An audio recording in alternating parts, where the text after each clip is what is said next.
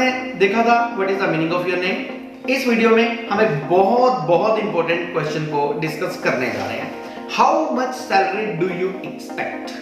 आप कितनी salary expect करते हैं? अब ये सैलरी वो वर्ड है जिसको सुनकर हर किसी के चेहरे पर मुस्कान आ जाती है, और हर कोई व्यक्ति जो जॉब कर भी रहा है, हर कोई व्यक्ति जो जॉब कर भी रहा है, वो हर महीने अपनी सैलरी की वेट पूरे दिल से किया करता है कि सैलरी कब अकाउंट में डलेगी। That's it. अब इस क्वेश्चन को पूछने का एक मेन मोटिव तो कंपनी का ये रहता है कि आपकी एक्सपेक्टेशन को तो भांप लिया जाए कि आप कितनी सैलरी एक्सपेक्ट कर रहे हैं। दूसरी बात ये रहती है कंपनी के अपने क्राइटेरिया हुआ करते हैं, कंपनी का अपना सिस्टम हुआ करता है कि आपको इस पर्टिकुलर प्रोफाइल के लिए, इस पर्टिकुलर काम के लिए कितनी सैलरी दी जानी है। ऐसा कभी नहीं हो सकता कि आप जिस पोस्ट पर काम कर रहे हैं आपकी भी अपॉइंटमेंट उसमें 24 अप्रैल को हुई है और आपके साथ जो व्यक्ति बैठा है साथ वाले कंप्यूटर पर उसकी भी अपॉइंटमेंट 24 अप्रैल 2021 को हुई है। आपकी सैलरी 25,000 और साथ वाले की सैलरी 30,000 हो, ऐसा नहीं हो सकता। अगर सेम क्वालिफिकेशन है, सेम वर्किंग है, सेम जॉब टाइटल है, सेम प्रोफाइल है, उसके लिए अलग अलग सैलरीज आपको नहीं दी जा सकती। कंपनी का ये क्राइटेरिया रहता है। और जब भी ये क्वेश्चन आपके सामने आता है तो इंटरव्यूई को कभी भी अपने मुंह से सैलरी नहीं बोलनी चाहिए। इंटरव्यू को कभी भी अपने मुंह से सैलरी नहीं बोलनी चाहिए, बल्कि इंटरव्यूअर के मुंह से निकलवानी चाहिए कि वो आपको क्या सैलरी दे सकते हैं। सैलरी में नेगोशिएशन चला करती है। हालांकि कंपनी, जितने भी बड़ी कंपनी है, जितने भी बड़ी मल्टीनेशनल कंपनीज हैं, सभी के सभी कंपनीज के अपने क्राइटेरियाज हैं सैलरी के, और उन्हीं क्राइटेरियाज के अकॉर्डिंग वो आपको सैलरी पे करते हैं। Any how what should be your answer? हमारा आंसर क्या होना चाहिए? सर, हमें उनको चौके छक्के मारने हैं, ऐसी बात बोलनी है जो सीधा दिल पर जाकर लगे, हमें अच्छी से अच्छी सैलरी मिले। Sir, as you have taken my interview, sir जैसे आपने मेरा इंटरव्यू ले लिया है, I think you can assess my talent and calibre. मुझे लगता है, मैं सोचता हूं कि आप मेरे इस कैलिबर को, मेरी नॉलेज को और मेरे इस टैलेंट को अच्छे से असेस कर चुके हैं, या असेस करते हैं, अच्छे से देख चुके हैं। And I have full faith and reliance in you. और दूसरा, हमने क्या सिक्सर मारा कि मुझे आपके ऊपर पूरा भरोसा है, फुल फेथ है, पूरा का पूरा श्रद्धा है आपके ऊपर, full faith and confidence in you, full faith and reliance in you that you will not do any injustice to me, कि आप मेरे साथ किसी तरह का कोई भी अन्याय नहीं करेंगे। अन्याय नहीं करेंगे मींस ऐसा नहीं हो सकता कि मुझे कम सैलरी दें। आपने बटरिंग कर दी थोड़ी सी, थोड़ा सा चने के जाल पर चढ़ा दिया कि मुझे आपके ऊपर फुल कॉन्फिडेंस है कि आप मेरे साथ कोई भी अन्याय नहीं करेंगे। सो कीपिंग इन व्यू, हमने फिर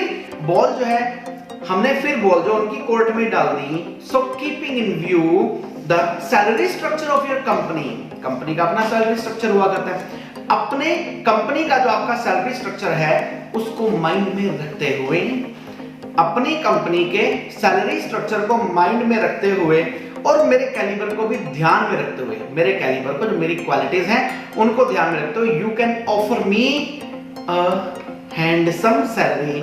मैंने लास्ट में ब्यूटीफुल वर्ड डाल दिया, हैंडसम सैलरी। हैंडसम सैलरी वो होती है जो उस प्रोफाइल के लिए हमें मिलनी चाहिए, जो लेने में अच्छी लगे, उसको बोलते हैं हैंडसम सैलरी। हालांकि हैंडसम सैलरी के अलग अलग क्राइटेरियाज हैं, कौन सी सैलरी को हैंडसम बोलेंगे, किसको मिल सकती है, फिर कभी डिस्कस करेंगे। तो हमने लास्ट में भी फिर एक पॉइंट डाल दिया कि अपने को तो एक हैंडसम सैलरी चाहिए। हमने उनके दिमाग में एक आइडिया भेज दिया। जब सैलरी की बात आती है तो जब आपस में जो लोग, हमारा मैनेजमेंट लेवल के लोग जो हमारा इंटरव्यू ले रहे हैं, जब वो आपस में सैलरी के बारे में डिस्कस करते हैं, वो आपके कॉन्फिडेंस को देखकर ये डिस्कस करते हैं कि भाई ठीक है, क्योंकि आपने इतना बना बनाया ब्यूटीफुल सा आंसर दिया, सामने वाले के माइंड में चला गया कि कितनी सैलरी देनी है, ठीक ठाक सैलरी देनी पड़ेगी। अपने क्राइटेरिया से हटकर तो नहीं दिया जा सकती। अपने क्राइटेरिया, जो कंपनी का फिक्स्ड क्राइटेरिया है, उससे हटकर कभी भी आपको एडिशनल सैलरी नहीं दी जा सकती। Otherwise it will create a big wave in the company के अंदर बहुत बड़ी वेव की पोजीशन हो जाएगी, प्रॉब्लम भी आ सकती है, बाकी एम्प्लॉइज अगेंस्ट भी हो सकते हैं। तो कोई भी कंपनी आपको अपने क्राइटेरिया से हटकर तो सैलरी नहीं देगी। लेकिन whenever this question is asked to you, जब भी आपसे एक क्वेश्चन पूछा जाए तो आपका आंसर यही होना चाहिए Sir, as you have taken my interview, I think you can assess my talent and caliber, and I have full faith and reliance in you that you will not do any injustice to me. So, keeping in view the salary structure of your company and my caliber, you can offer me a handsome salary. Last में हमने 100 की एक बात बोल दी कि salary handsome होनी चाहिए। एक चीज और, कुछ कंपनीज जब फ्रेशर्स को अपने पास अपॉइंट करती है तो कंपनी ने अपने पास एक स्लैब रखी होती है कि हम स्टार्टिंग सैलरी 15 to 20,000 देंगे किसी भी कैंडिडेट को। अब उसमें डिपेंड आप पर करता है, आपके इंटरव्यू पर करता है कि आप 15,000 लेंगे उस कंपनी से या 20,000 लेंगे, क्योंकि आपके साथ के ऐसे कॉन्फिडेंट लोग होंगे, आपके साथ के ही ऐसे कॉन्फिडेंट लोग होंगे जिनको 20,000 मिलेगी। आपके सेम प्रोफाइल पर भी मिल सकती है, लेकिन उसके अंदर कुछ ना कुछ एडिशनल क्वालिटी में होंगी, कुछ ना कुछ एडिशनल उन्होंने किया होगा जो कंपनी के लिए बेनिफिशियल है, या फिर वो एडिशनली एक्टिव होंगे। तो आपके ऊपर डिपेंड करता है कि आप 15,000 लेते हैं या आप 20,000 लेते हैं। आप इसमें कहीं और ऐड कर सकते हैं।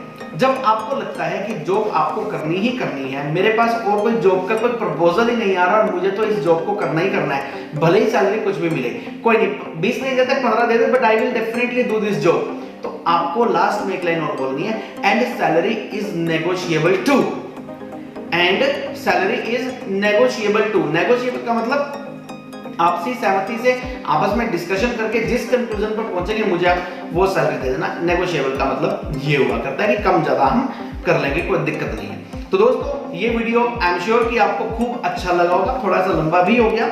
अगले वीडियो में हम डिस्कस करने जा रहे हैं are you extrovert by nature और इंट्रोवर्ट बाय नेचर। दोस्तों इस सीरीज को हल्के में मत लेना, ये लाइफ चेंजिंग सीरीज है, दाल रोटी कमाने वाली सीरीज है। इस सीरीज के बेस पर आप और आपके मित्र अपनी लाइफ में बहुत बड़ा परिवर्तन लेकर आएंगे, ऐसी मेरी आशा है, ऐसी मैं आशा करता हूं और ऐसी मेरे परम पिता परमात्मा से उम्मीद है, प्रार्थना है कि जो भी लोग इस सीरीज को देखें, इन्हीं क्वेश्चंस को बोलें, और जैसे मेरे हजारों बच्चों ने आज तक, हजारों स्टूडेंट्स ने आज तक बड़ी से बड़ी कंपनीज में अपने लिए सीट रिजर्व किया है, आप लोग भी जाइए और अपनी सीट रिजर्व करके आइए। इन्हीं शुभकामनाओं के साथ आपका मित्र, आपका शुभचिंतक और आपका गाइड उमेश अरोड़ा, इंग्लिश गुरु।